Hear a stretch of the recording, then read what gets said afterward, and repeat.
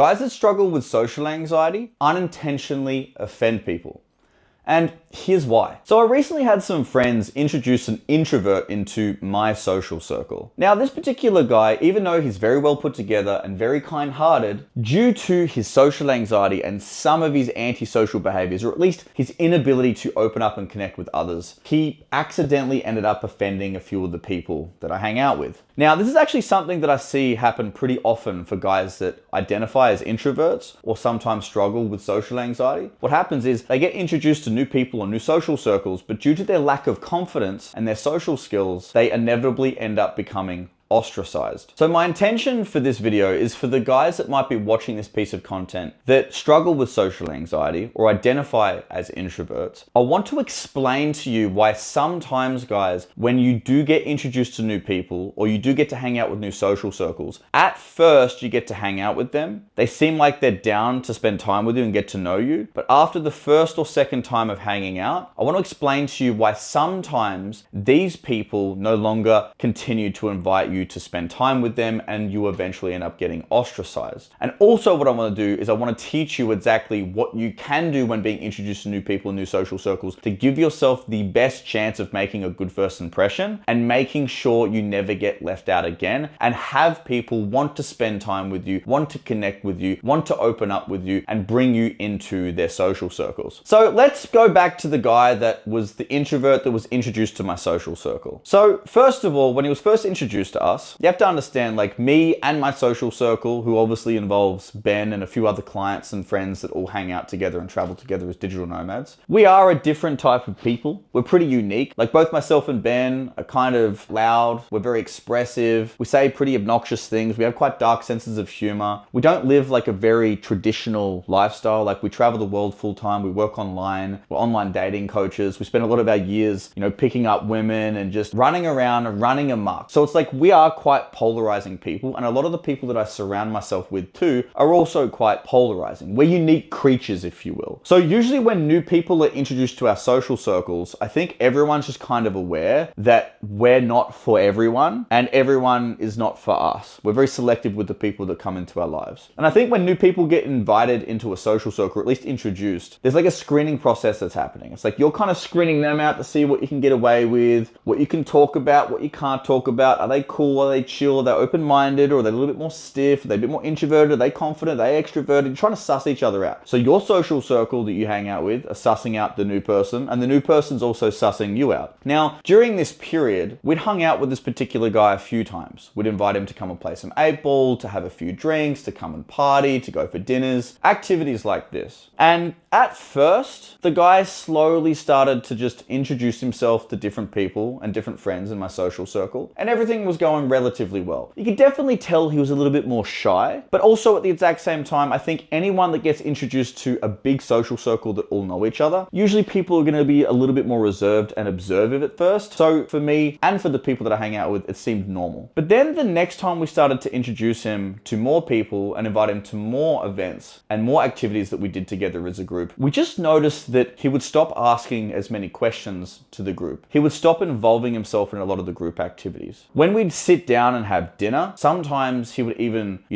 place his seat like a few feet away from the rest of the group. Or when we go out and party and we get a table together, instead of hanging out around the table and hanging out with the group, he would go and sit on a completely different table and just hang out by himself sometimes. Sometimes we'd go for like little adventures to like different scenic things that you can do here in Vietnam. And we noticed like the whole group kind of stuck together. We'd all be talking together as a group, but then he would kind of either wander off in front or kind of isolate himself. And this was something that he started consistently doing. And while he was doing this too, even though sometimes we would try to engage him in conversation or invite him to come and do some of the activities or come and invite him into the group conversation, he wouldn't really have a lot of input. He wouldn't say a lot of things. And I guess like the fact that he didn't give his opinion, give his perspective, or, go and talk to people individually and ask them questions and start conversations, or when we did start conversations with him, he didn't really give us much information and didn't really open up and actually give us a chance to get to know him on a deeper level. He started to create a bit of a negative perception of the group. So some of the people that I was hanging out with started to think that he was a little bit rude. Maybe they started to think he was a little bit arrogant. They just assumed that maybe because he's behaving this way, he's isolating himself, he's not engaging with us, he's not asking us questions. When we talk to him, he's not opening up. Some of them thought he was a bit arrogant or up himself or didn't actually like us. And those people started to feel rejected. And because they felt rejected, what do you think people do when they feel rejected? They no longer want to hang out with that person or spend time with that person or make an effort into that person because they're like, well,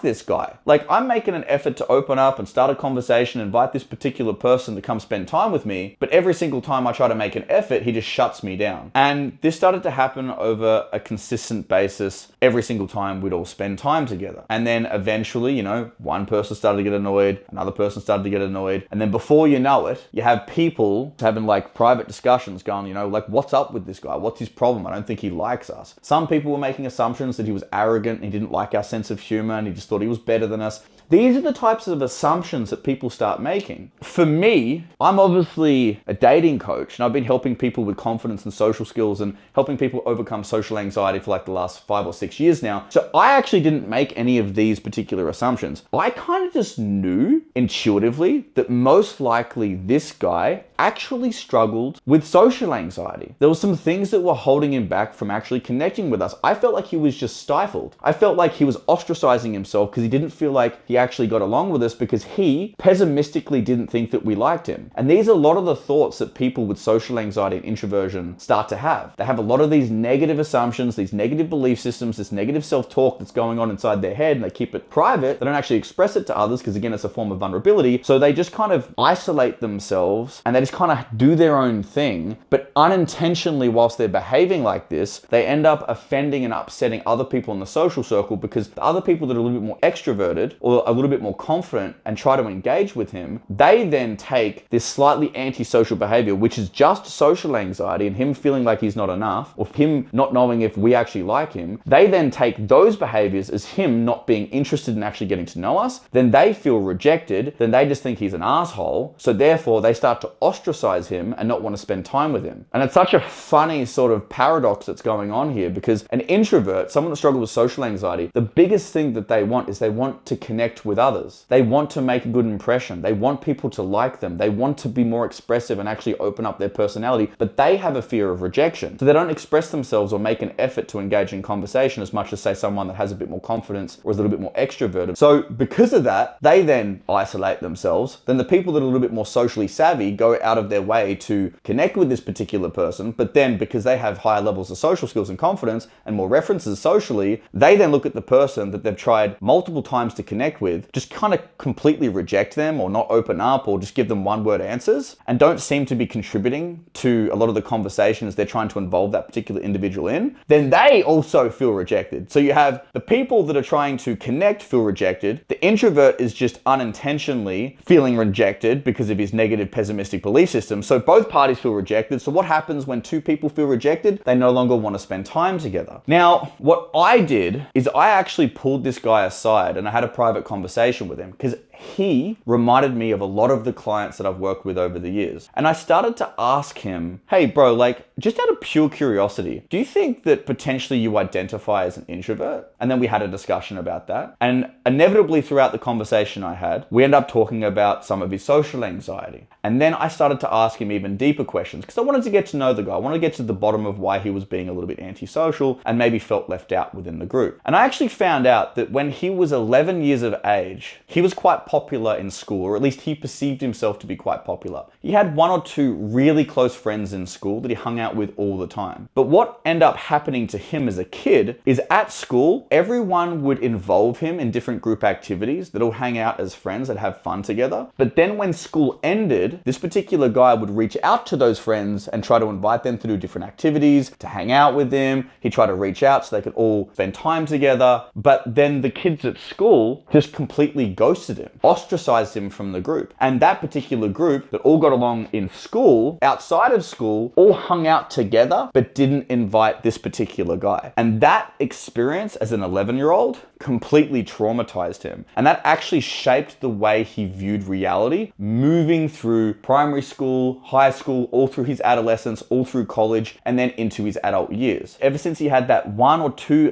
best friends that he spent most of his time with at school, ever since those boys kind of dogged him a little bit and end up ostracizing him from the rest of the social circle, ever since he had that experience, from 11 to 33, he'd never had a best friend ever again. And the reason why he could never have a best friend again is because that experience to him as a kid, as such a young guy in a vulnerable state here, with such little experience with people and socializing and networking, he was so traumatized by this experience, he was so scared now, moving into his adult years, that he was scared to connect with other people, because in the back of his mind, he had this subconscious belief that if he was to open up and to connect with someone again, they might potentially abandon him or ostracize him or reject him again. And to face that fear and to face that hurt and to face that rejection was so painful for him. He just spent the rest of his adult years just not including himself too much in social circles or in groups, because he just assumed that no one really liked him. And then the more I talked to this guy, I actually uncovered that even though we were all really friendly, we tried to engage with him, we tried to have conversations with him, we tried to invite him to different activities, he just unconsciously thought, pessimistically thought, that we were just being polite. And the only reason why we were even talking to him, asking him questions, inviting him to do activities,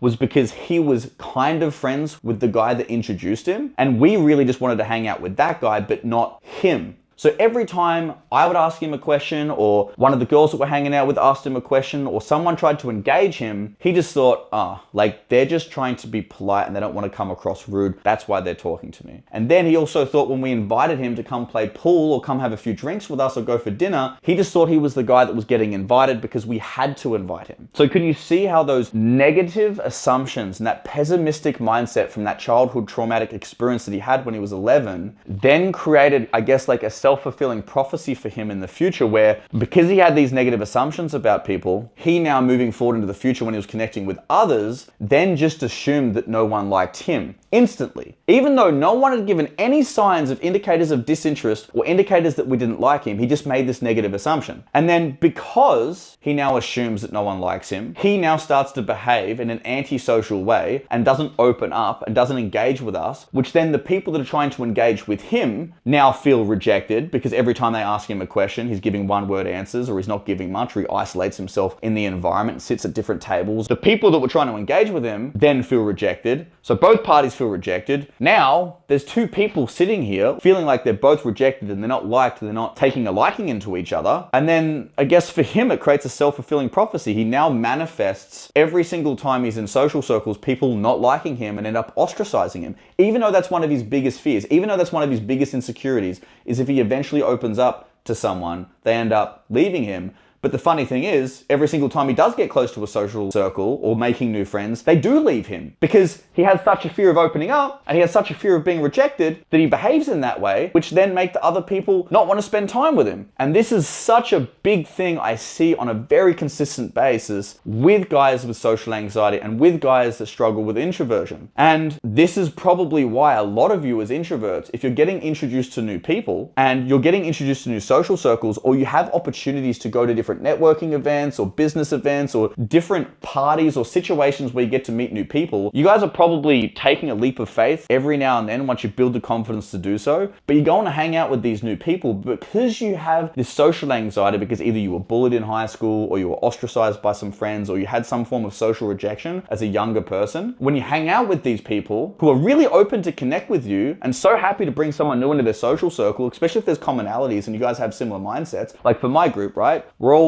entrepreneurs, digital nomads, love picking up chicks, we love partying, we all have very similar interests. Even though this guy was a little bit boxed in terms of his overall mentality, he still had similar interests. He was still an entrepreneur, he was still interested in relationships, he was still interested in going to the gym and health and fitness, etc. Even though we all had commonalities, he would then still come into that environment where we should just naturally connect, but because of those negative assumptions he was making, it was like, oh, okay, these people are really nice, but I think they're just being polite to me. I don't think they actually like me. They're just being kind because other people introduced me to them. So therefore, socially, the right thing to do is just be nice to me, but really they don't even care at all. He then starts to isolate himself. He then doesn't try to make an effort to ask questions, because even when he did ask questions, this was something else that he said, even when he did try to reach out and ask people questions and engage with people in my social circle and in my group, he basically explained that every time he asked a question, he felt like he was annoying them. He felt like the question was a stupid question to ask. He felt like it was too personal, and he didn't have enough respect in the group or enough rapport in the group to ask those particular questions. So he felt a lot of resistance to actually connect. But little did he realize that actually is the secret to connection, is literally going out of your way to actually engage with others and ask questions and make them feel important, make them feel special,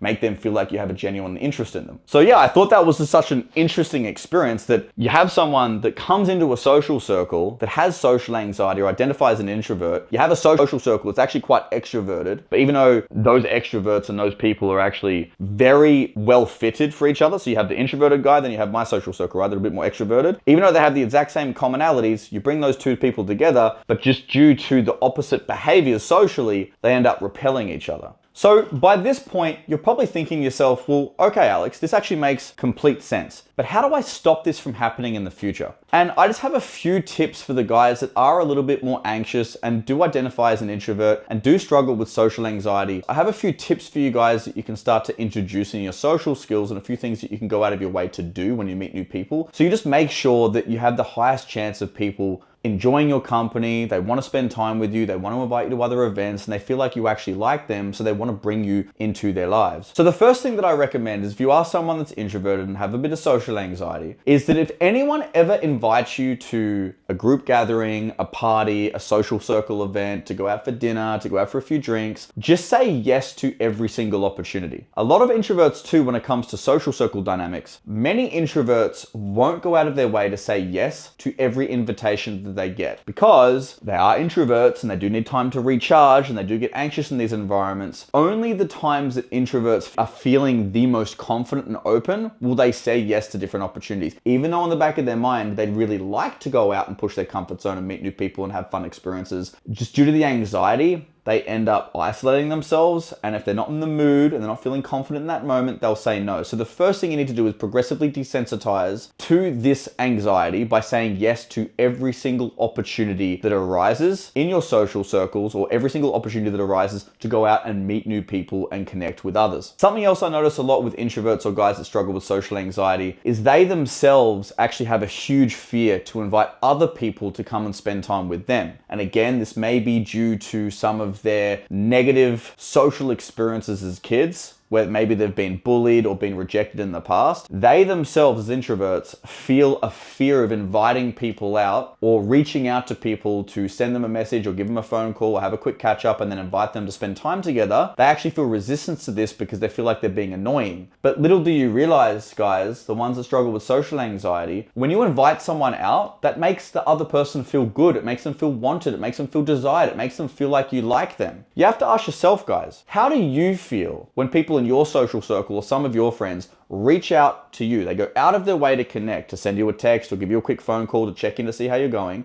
How do you feel? You probably feel pretty good. You probably feel liked. You probably feel important. And now you're excited to actually go and spend time with that person when they invite you out. And that's the same as you guys. Is sometimes as introverts or the guys that struggle with social anxiety, I understand you have a little bit of resistance to reach out because you're worried about that social rejection. But guys, like, people want to spend time with you, and you're going to make them feel good if you invite them. So if you guys can recognize you feel good when people reach out to you, then dude, do that for others. Reach out to other people and invite them to spend time with you. Or if it's not even an invitation to do an activity, every now and then push your comfort zone to check in sometimes with your friends to see how they're going, or give them a quick phone call and just see what's up.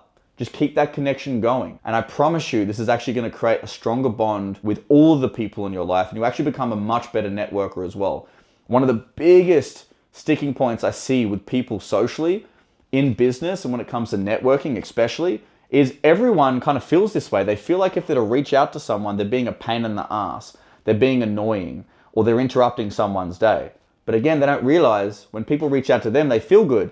So guys, if you want other people to feel good and like you, reach out to them. Another thing that you need to do, which is probably the most important thing to do in all social environments, when you're trying to make new friends, when you're trying to network, when you're trying to hang out with new social circles, or even just your main social circle, and you want people to like you, you want to be that really cool guy that everyone wants to spend time with, you need to consistently learn how to ask a lot of questions. You have to understand, guys, socially, as human beings, we're incredibly narcissistic, and our favorite topic in the world is ourselves. So when someone asks us a question and asks us multiple questions and seems to be very curious and actually is willing to sit back and listen to what we have to say, we start to feel very validated, we feel important, we feel liked, we feel interesting. And then due to the rule of reciprocity, we then want to ask the other person questions, or we want to spend more time with that person because they make us feel good. So for the guys that are introverted or struggling with social anxiety, don't think that you're being annoying by asking questions. Don't feel like you're being annoying by sitting back and really listening to what other people have to say. Don't feel like when people are talking back to you, they're just being polite. No, you're actually giving those people a great time.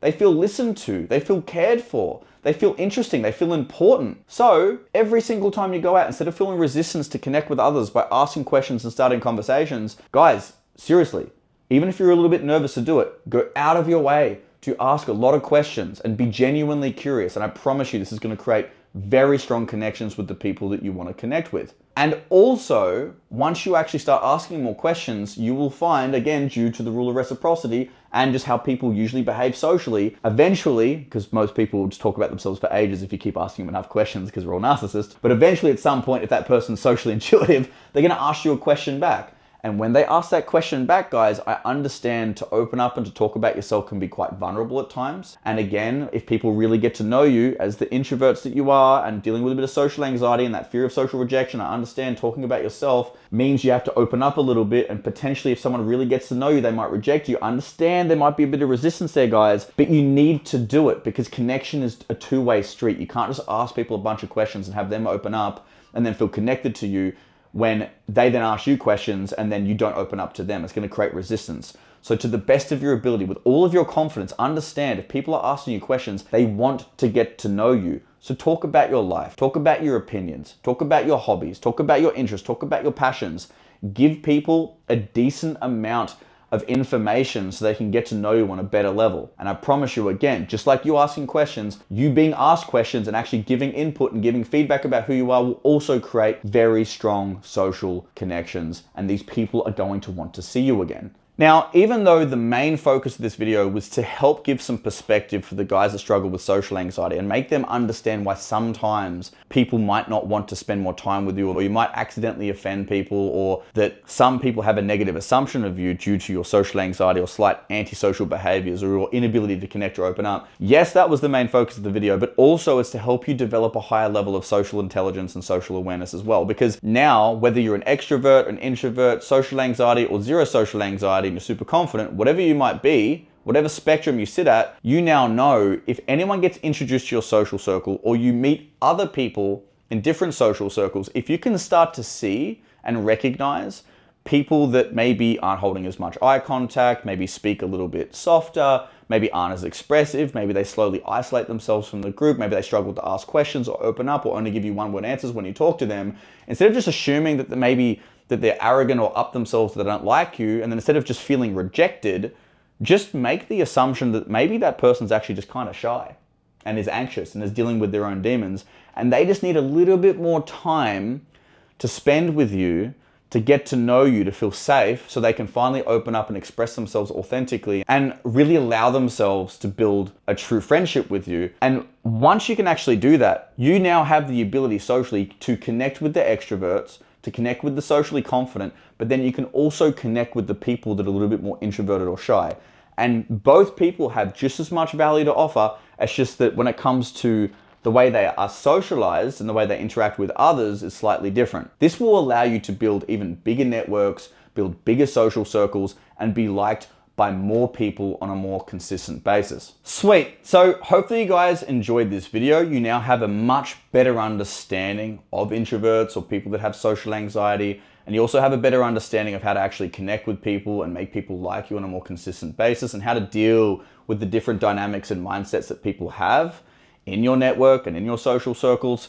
And yeah, if you enjoyed the content, guys, don't forget to leave a like, sub, and leave a comment. Give your opinion on what you've heard on this video. Also share some of your stories too if you resonate with this stuff. And if anyone's out there that wants to build more social confidence, wants to build more social awareness, wants to get better with people, wants to get better with women and dating, then you can also inquire about some of our coaching services that are literally designed to help you become the most attractive, confident, and charismatic version of yourself. And also, most importantly, improve your dating situation where you can start consistently meeting and attracting high quality women on a consistent basis through the process of cold approach. If you guys want to do that, all you're going to do is click on the link in the description to book a free consultation call with either myself, Ben, or someone from our team. But until then, guys, see you in the next one.